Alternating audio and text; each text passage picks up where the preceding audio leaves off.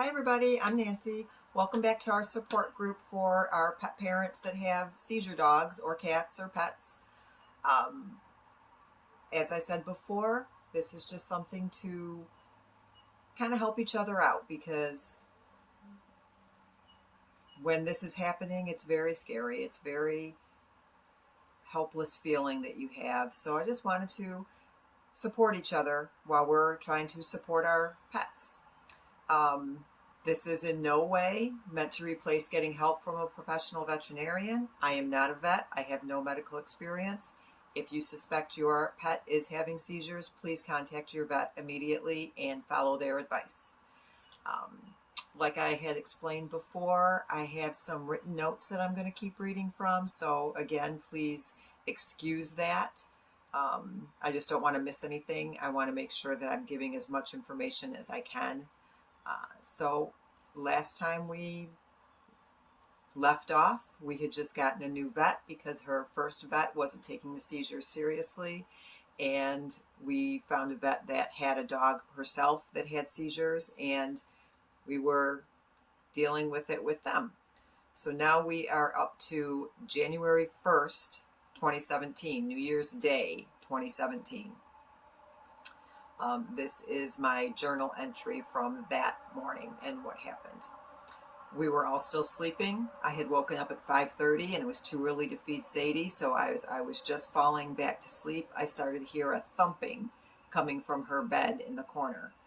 I got down on the floor and immediately saw her seizing, and her head was hitting the wall. She was on her left side again. I put my hand on her head to shield it from hitting the wall. She peed in her bed but did not poop. She also wasn't moving her legs like she had the previous times. She was foaming at the mouth, but it was less than it had been before. She rolled onto her stomach and stared at us as if coming back into focus. We had to coax her out of bed. Then Steve took her outside and she pooped. She came inside and ate breakfast. Since I'm not exactly sure when the seizure started, I can only approximate it lasted less than 2 minutes. She was very needy for the next hour and kept her tail tightly tucked. We had given her a bath after she ate and she was shivering a little, so I gave her a busy bone to distract her, and she ate that for about 40 minutes. She was acting normal after that and was back to herself. This was actually the first time Steve had experienced Sadie having a seizure. It was very upsetting for him, just like it was for me the first few times. Every seizure is different, and each time it's very upsetting to see. Again, it's a helpless feeling. There's literally nothing you can do to help your pet other than just be there for them. Even after the shaking and the convulsing stops, there's a post-ictal phase that lasts a varying amount of times. I've talked to other pet parents that said it took 24 or even 48 hours for their dogs to completely recover and start acting like normal again. We were falling into a new routine. In the past, I would be the first to go to bed. Sometimes Sadie would come in when she was ready, or else she'd come in with Steve whenever he came to bed. She was starting to come in later than Steve, and the next seizure put an end to that independence. April 22nd, 2017. So now it's been a little over 4 months since the one on New Year's Day. We were asleep in our room and Sadie was sleeping in the living room at the other end of the house. I assumed she was on the couch, as she usually is. We started hearing a clicking and thought she was coming into bed, but it didn't sound like her walking. I got up and listened again, and then went out to the living room and found her seizing on the floor. On her right side, she's usually on her left side during seizures, lying between the couch and the coffee table. The clicking noise was her nails hitting the coffee table. It appears she may have started out on the couch, as there were 2 wet spots on the couch, and also what appeared to be drops of saliva on the coffee table. She wasn't exactly foaming at the mouth, but when she came out of the seizure, she was drooling. We saw no signs of loss of bladder or bowel control, except for the spots on the couch. Without knowing exactly when this started, I would say it lasted 2 to 3 minutes after we found her. After she came out of it, she went outside and pooped immediately. The episodes were coming more frequently now. There's no rhyme or reason. There's no way to know what triggered her seizures. We still don't know. The The only explanation the doctors could give us was it was from stress. She was stressed out by the initial change in her routine and being home alone all day. I'll backtrack a little bit from the first video. My husband worked from home for the first 6.5 years of her life. After that, he got a job outside the house. It was a month later that the seizures started. So they're basing it on it was stress from a new routine for her. So it was around this time Sadie started limping and walking with her hind leg pulled up. Back to the vet, and they took an x-ray of her hind legs. They felt she may have torn her ACL. This poor little dog. The vet recommended us to an orthopedic surgeon. We made an appointment, and the surgeon did an MRI, which confirmed her torn ACL. He gave us two choices to correct this. One being a permanent metal plate in her leg, and the other a more temporary surgery. We opted for the metal plate and ended up leaving her there to have the surgery the next day. We were not planning on leaving her that day, but we were worried that she may have a seizure while there, but everything went well. We made them aware that she had seizures so that they could keep an eye on her. The surgery was successful, and she had to stay a second night, but we were able to pick her up on the third day after we had dropped her off. There's a 12-week recovery time for a torn ACL, including at-home physical therapy that we needed to do twice a day with her. She was also given pain meds and antibiotics. Her surgery was on 5/2/2017. She was very groggy and slow for the first week or so. We opted to keep her in a kennel at night so she wouldn't try to get up during the night. She was also in the kennel while we were at work. Thankfully, our neighbors have larger dogs and had a very large kennel we could use, so she had some room to move around in there during the day. Her first night home, I slept out in the living room with her to keep her company while she was in the kennel and to just keep an eye on her. We could only take her outside on a leash, and we had to use a sling under her belly to support her back leg so she didn't try to put too much weight on it. The pain meds helped her be able to go potty since, as a female dog, she squats to do her business outdoors. Thankfully, we have wonderful neighbors who offered to take care of her while Steve and I were at work every day, and they took on the extra effort of walking her around our yard with the leash and the sling.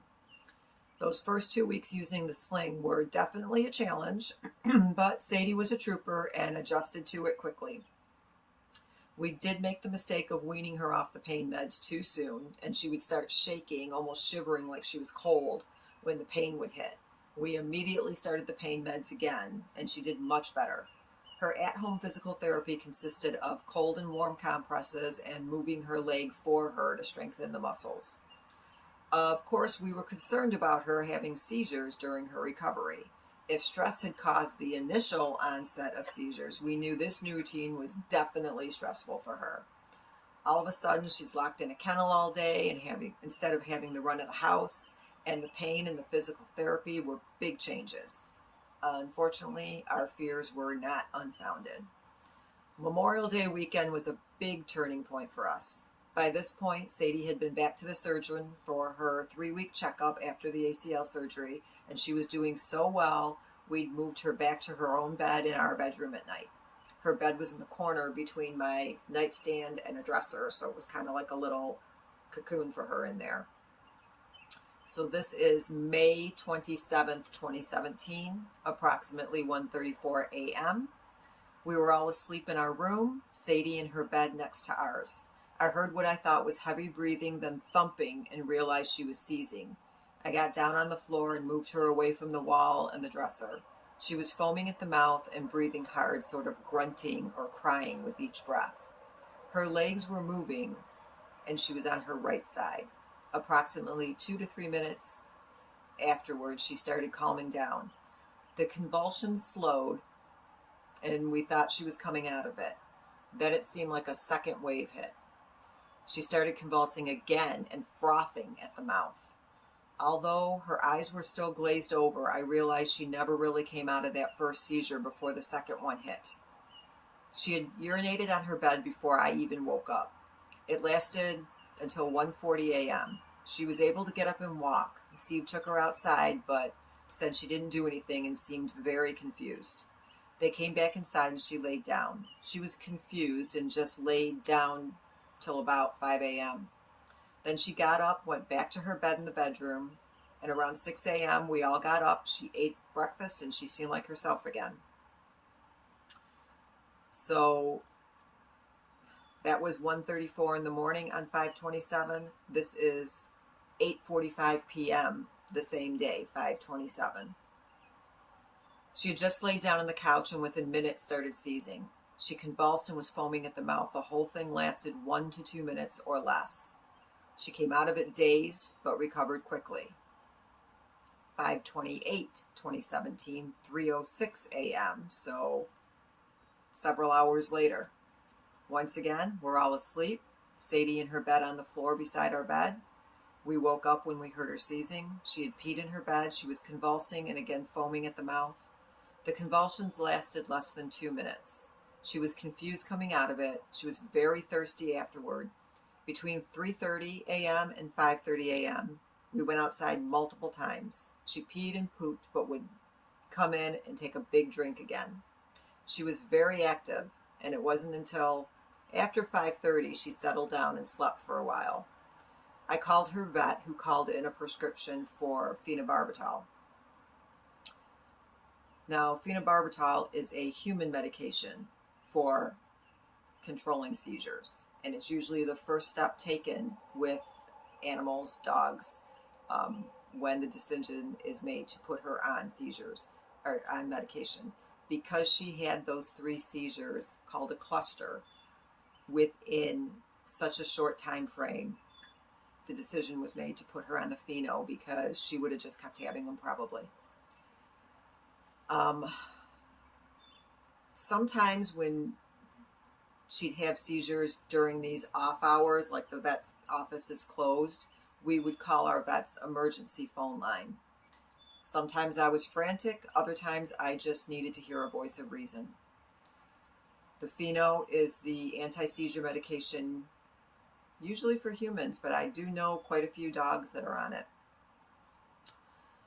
We had to wait for the afternoon to pick up the prescription, and being Memorial Weekend, the pharmacy had limited hours, so we wanted to get her started as soon as we could. We started on a small dosage, which was about 16 milligrams, but I believe back then she was on once a day. And things were going well. 8 weeks after her ACL surgery, we went back to the orthopedic surgeon and got great news. He said she was completely healed. He said he'd never had a patient heal so quickly in only 8 weeks. Remember, it's usually a 12-week recovery time. He gave her the okay to stop the physical therapy and the on-leash backyard limits. He even wrote on her discharge paper, "Do whatever she wants." I was so excited. I couldn't wait to get home and let her loose in the backyard. She hesitated only a moment, looking back at me for permission when I took the leash off, and she tore around the yard and just let loose. It was so wonderful to see her free and running and jumping and being herself again. We were happy with the results of the Phenobarbital. I spoke to a friend who had smaller dogs that were on pheno and had great success. We were feeling like we had a handle on the whole seizure thing, but of course we did not.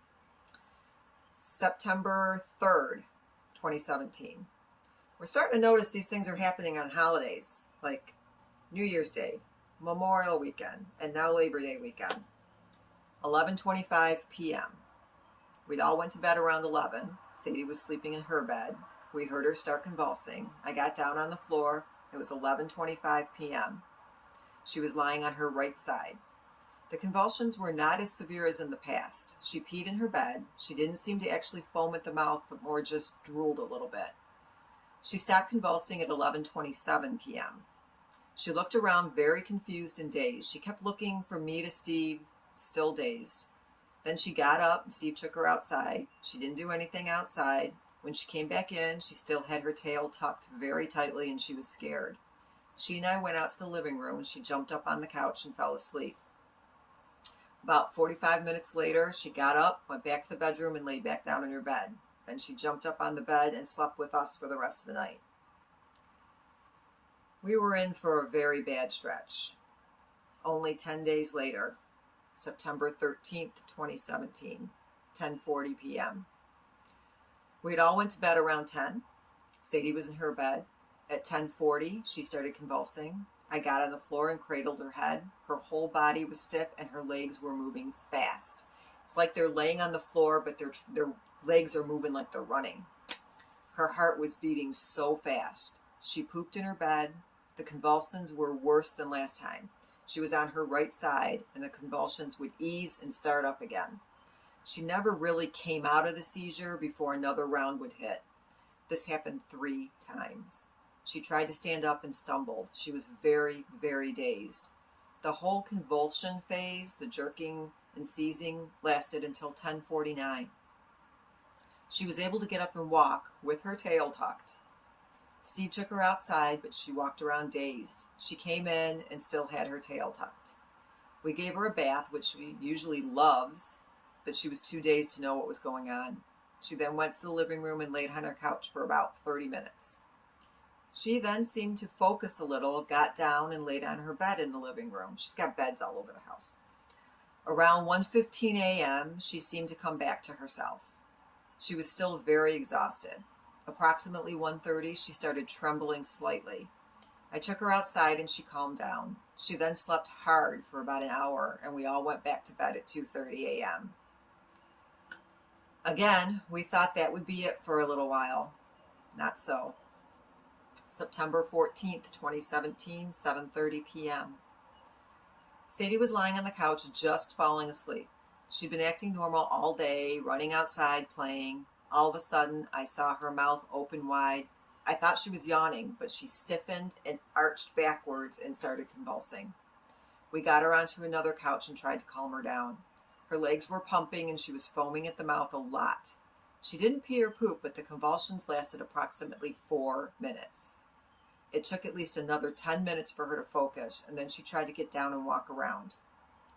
She was stumbling. Her tail stayed tucked, but she went to her chair, jumped up, and laid down. She was still breathing hard, but seemed to calm down by 8:15.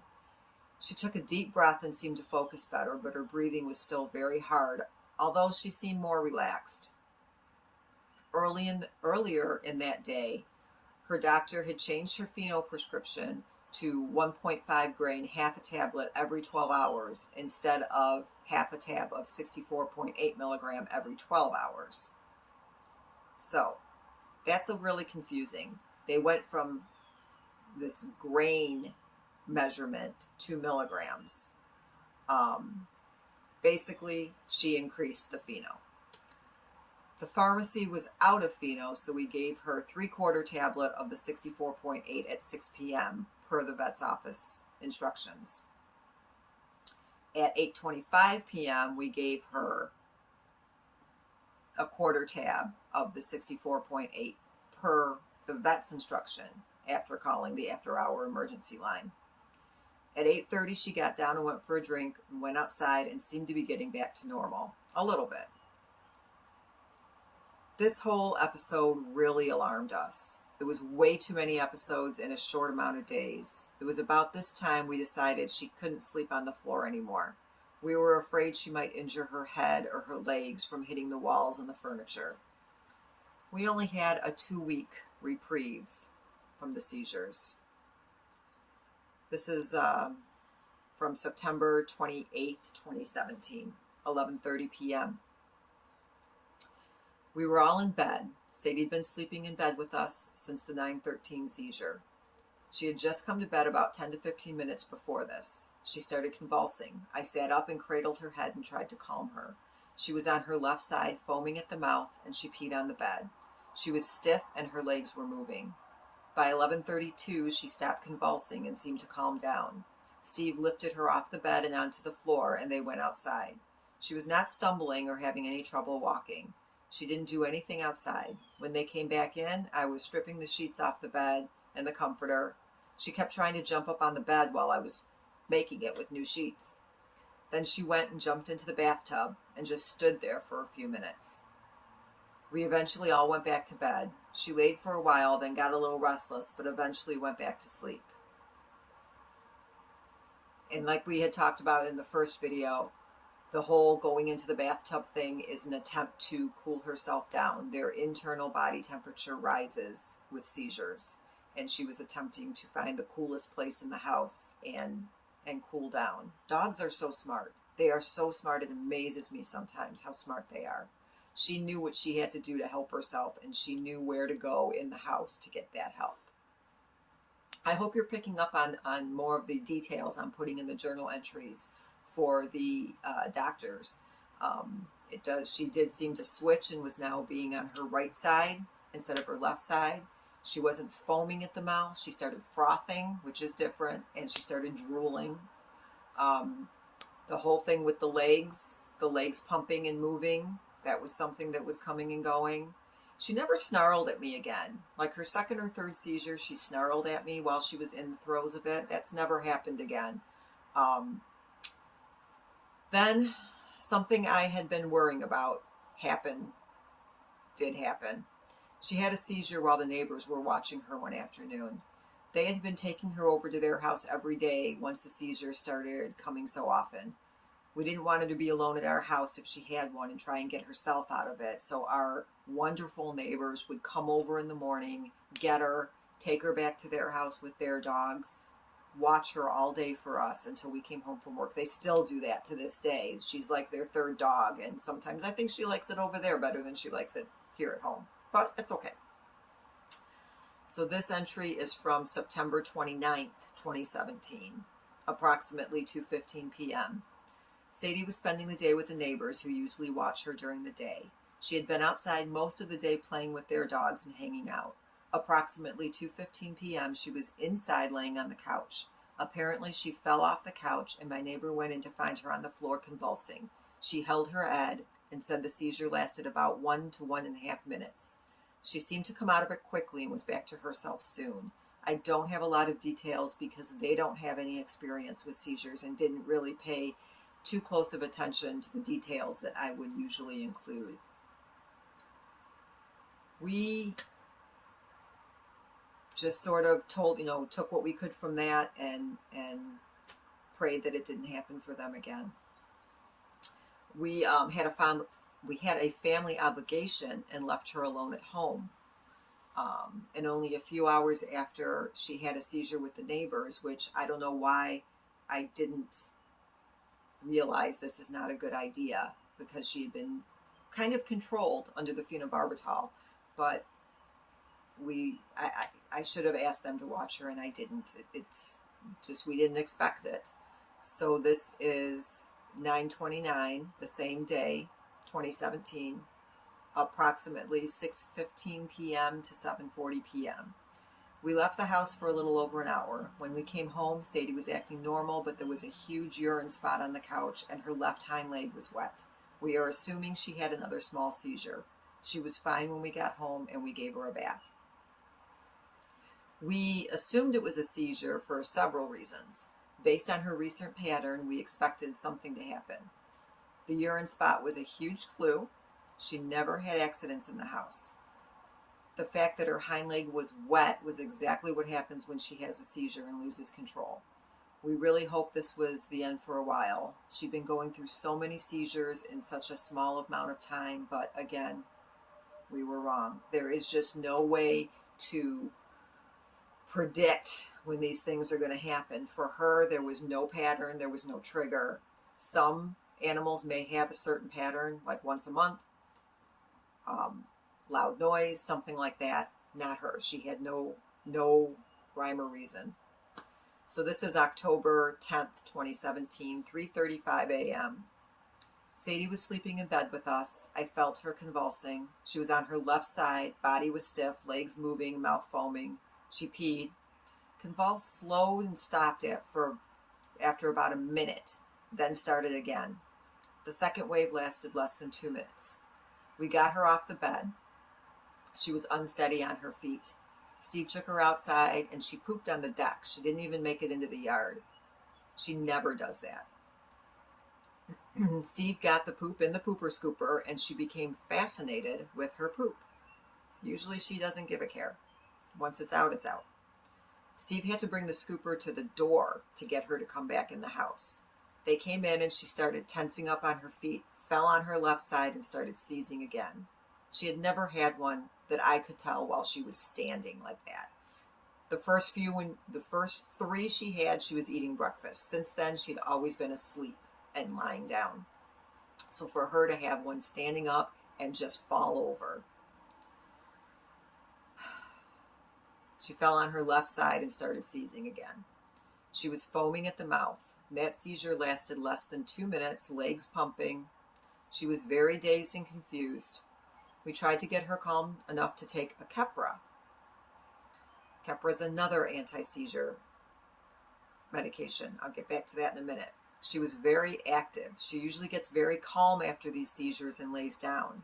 This time she seemed very agitated, walking around back and forth down the hall, around the living room. She didn't seem to know where she was. Tail tucked since the first seizure. I was trying to get the pills to her. I dipped them in peanut butter and put it right in front of her nose, and she didn't even smell it. And she loves peanut butter. She kept walking around, finally got the Kepra in her. We gave her a bath. It's now about 4 a.m. She wasn't interested in a treat. She finally laid down, but not for long. We took her outside and she was acting very strangely, like she was looking for something. Wouldn't go far out into the yard. She was still kind of unsteady on her feet and she tripped a few times. Although she was not acting dazed, she really wasn't acting like herself either. She was much more active than usual instead of being tired out from the experience. So Kepra. Kepra is another human anti-seizure medication. We were given the choice to give her Kepra every 8 hours, 3 times a day, or an extended release tablet that was every 12 hours. The every 8 hours a day didn't work with our schedule. We are not home to give it exactly 8 hours, and most of these are very timed medications. You really need to give them exactly when they need to be given, and we didn't want to saddle our neighbors with having to be home at a certain time to medicate her. So we went with the extended release, which is every 12 hours, once every 12 hours, however many tablets are prescribed. These she cannot chew. The extended release she cannot chew. Just like in humans, sometimes you cannot chew your medication because it gradually releases into your system to last longer. Thus the 12-hour release. So we had another bad one in October. This is October 14th, 2017, 2:51 a.m. We were all in bed, felt her seizing. She convulsed for about a minute, never really came out of it, and went into another one. That one lasted until 2:56. Her legs were very active and she foamed at the mouth and peed. It took her a long time to sit up and look around. She tried walking on the bed and stumbled, ended up in my lap. Steve put her on the ground and she was very clumsy.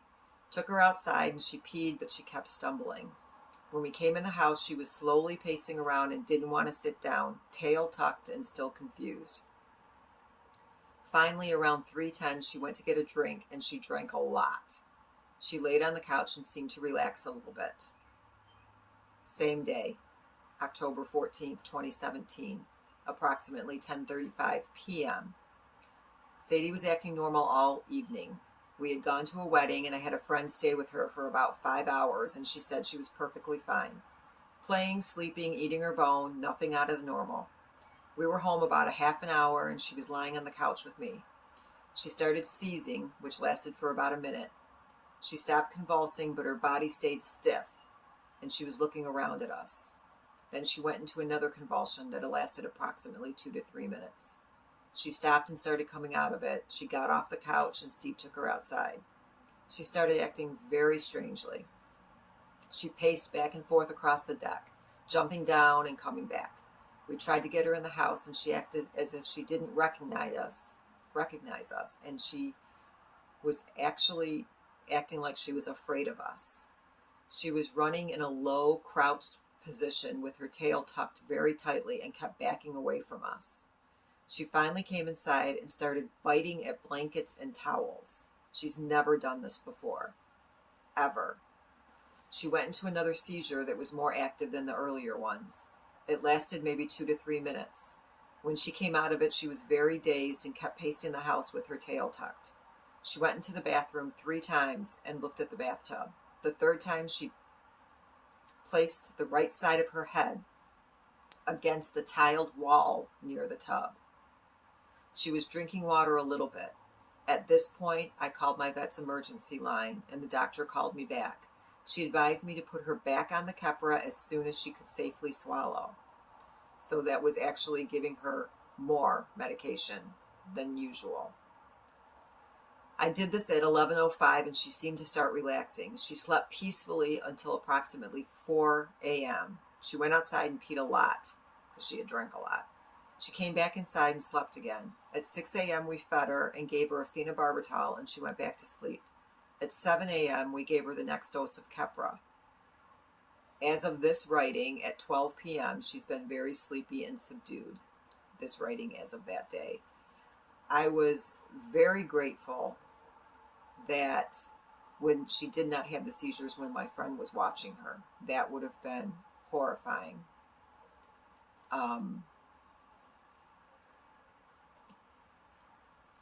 This was just a really, really bad stretch. The Kepra at that time was just a temporary addition to her Phenobarbital. We have since been on it for many years now. Again, the tail tucked seemed to be a very common thing happening. It still happens. It's a fear release, I guess. It's you know, when dogs tuck their tails, they're either mad about something, afraid of something, or some ready to attack. So that's just something we know now, that when that starts relaxing, that she's coming out of it. Again, everyone is different. So this is another stopping point. I threw a lot more at you this time than I did the first time. A lot more times.